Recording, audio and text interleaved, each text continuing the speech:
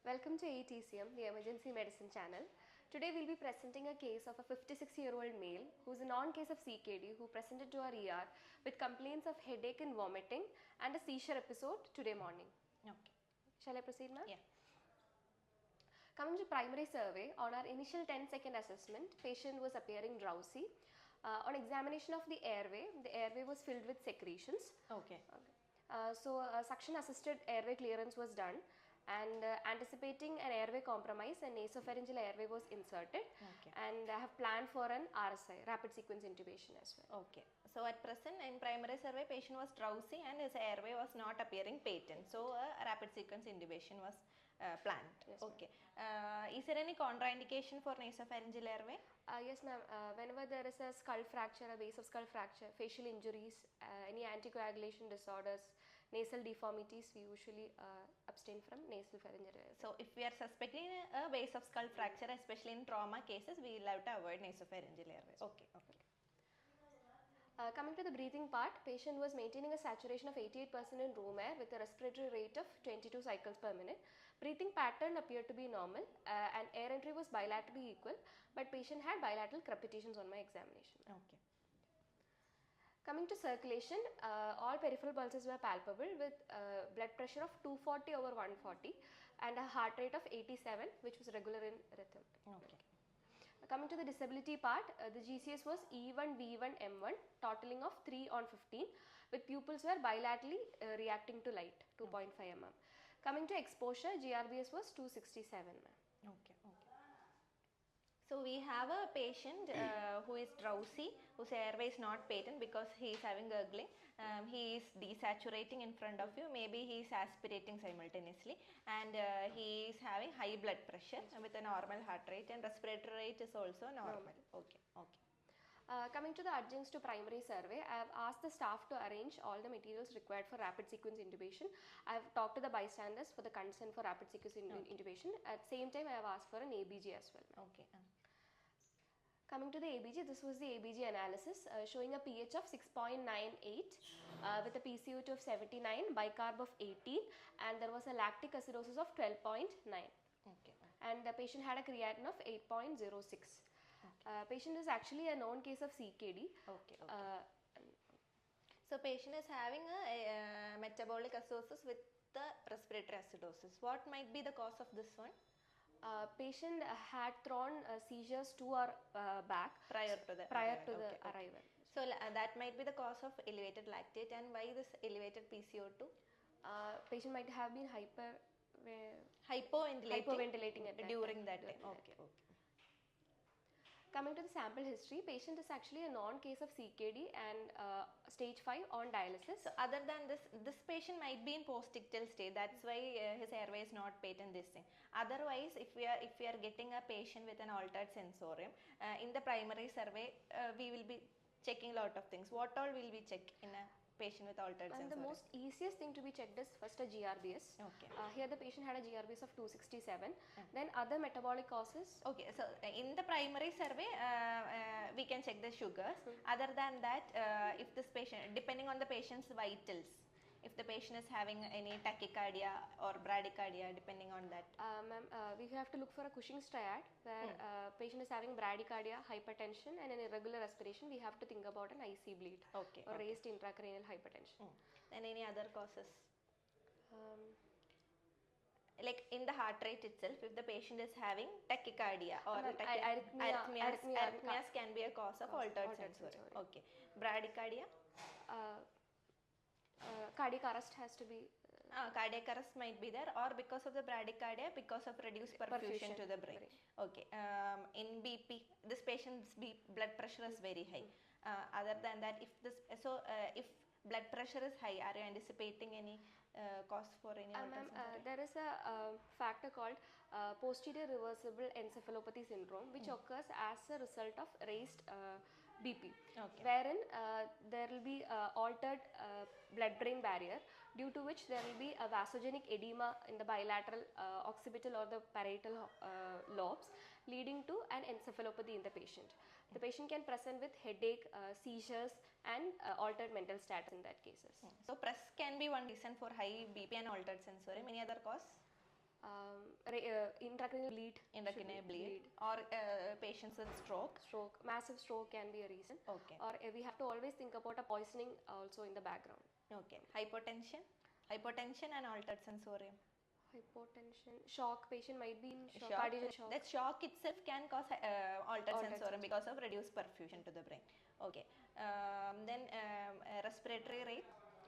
Respiratory rate, we have to think about acidotic breathing or Kussmaul's breathing in the respiratory rate. Patients with altered IC bleed can have Kussmaul's breathing. Okay. With waxing and waning patterns with brief periods of apnea in between. Okay. And a patient had completed his dialysis yesterday. And following which he had headache and vomiting. So RSA was arranged. Was it done? Yes, ma'am. Rapid sequence intubation was done. Okay. And following which the patient had thrown GTCS for about 5 minutes time. He went to a local hospital where lorazepam and Levipil was loaded, and patient was sent to our center for further management. This is the past history of the patient. Patient is actually a stage 5 CKD on dialysis, and currently he is on Acamine 100 microgram TID with Nicardia 20 mg TID. Okay. In view of the elevated BP, we have actually started the patient on NTG infusion at 0.9 ml per hour. Okay. Yes. How do we start NTG infusion? Actually, you're asking about the dosage? Yeah. No. How you told we started as an infusion. How do we set the infusion? Ma'am, 1 ampule is actually 10 ml, which contains 50 mg. So we take 10 ml of the ampule with 40 ml NS, which then we start at the rate of 0.3 ml per hour, which is 5 microgram. Okay. Then so how frequently we should check the BP? Every 30 minutes or 1 hour we have to monitor the BP. Every 15 minutes we will have to monitor the BP, and after that, depending if the BP is still high, we will have to increase by 0.3. So if it is this patient we started at 0.9. So after once we check after 15 minutes, we will have to increase it by to 1.2 like that. Okay. How long can you give NTG? Ma'am, 24 hours, or else a patient can develop tachyphylaxis. So within that time, we should control the BP, we should titrate the oral medications or increase oral medications, then we will have to plan on stopping. Okay. In this patient, we have actually increased the dose of Arcamin to 200 microgram TID. We have also added Hydralazine 25 mg to the patient's drug list. Okay. Before that, we need to find what is the cause of this one. Yes, ma'am. Okay. We have taken complete blood count to see if there is any. So first we have this patient is having altered sensorium. So first we have ruled out the most common cause, which is hypoglycemia. That has been ruled out. Then with the ABG, we have already seen the PCO2 value. PCO2 is elevated. That might be because of the seizure episode, or the altered sensorium can be because of the carbon dioxide narcosis. Then in the ABG, what else can you see? Electrolytes, ma'am. Electrolytes can be seen. In our ABG, we are able to see the electrolytes. But in this patient, I think electrolytes are also normal. Pretty normal. Okay. So sodium was around 144. 144. So sodium was also normal. Okay. Then how will we? What else should we think? Ma'am, on the basis of this altered sensorium and headache and vomiting, we also wanted to rule out if there was any IC bleed. Yes. So we proceeded with the CT brain plane. Okay. CT brain was pretty normal. There was no bleed or no acute infarct or anything. Then what else should we suspect? He had a headache, vomiting history. Was there any history of fever or anything? There wasn't any history of fever or any infection-like thing. In CKD patients and all, they might be having what line is he having? Is he having a right IJV? IJV is there. So patients might be having catheter-related infections and all. All patients might not have fever also. So sepsis should also be considered. Okay. Septic encephalopathy also should be considered. Okay. So CT was normal. Then how did you evaluate? We were thinking in terms of a posterior reversible encephalopathy syndrome. Okay. So we went ahead with an MRI brain. This is actually showing a T2 flare sequence, which is showing hyperintense lesions at the occipital lobes, bilateral occipital lobes, which were in favor of posterior reversible encephalopathy syndrome. Okay. Can you just show that areas? Yes, ma'am.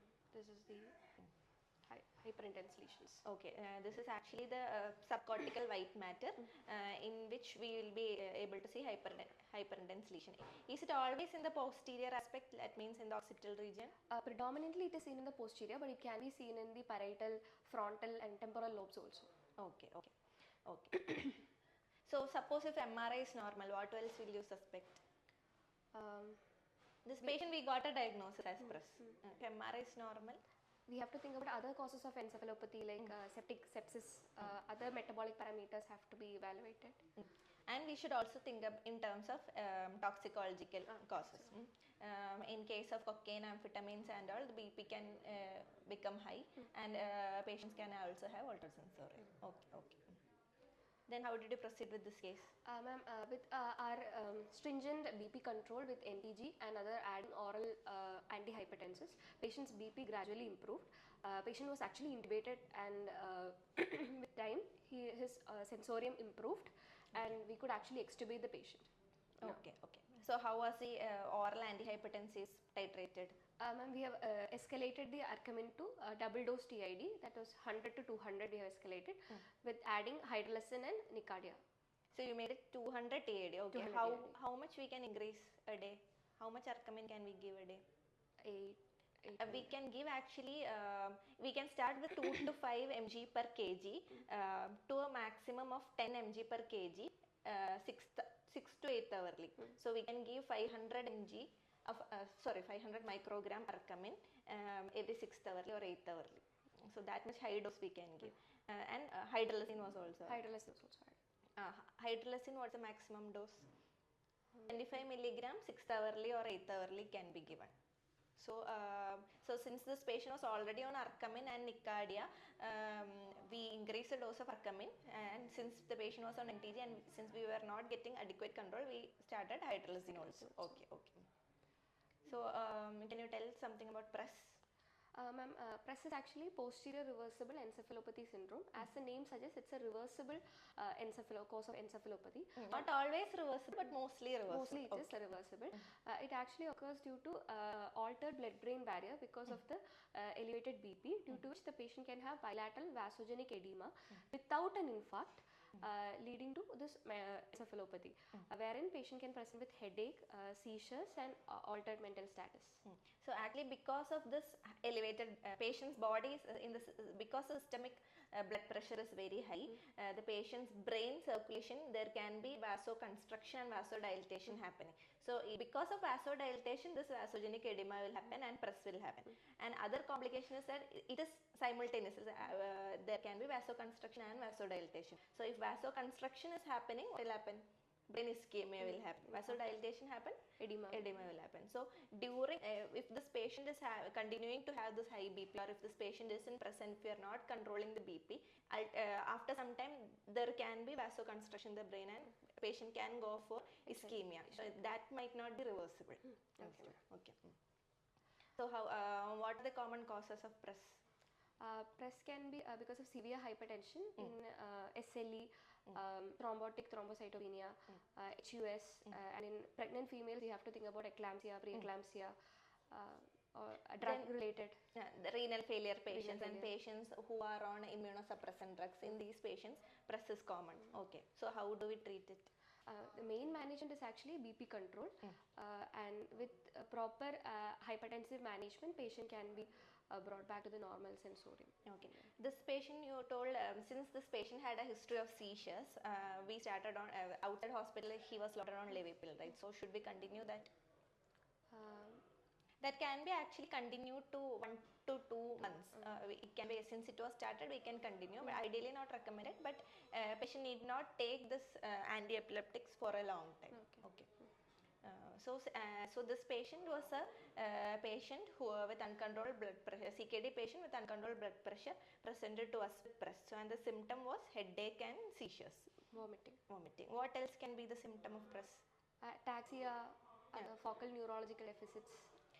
Mainly the symptoms mainly where is the edema in the posterior aspect. Blurring of vision. So blurring of vision because the cortex will be involved. The visual cortex will be involved. So patient might be having blurring of vision.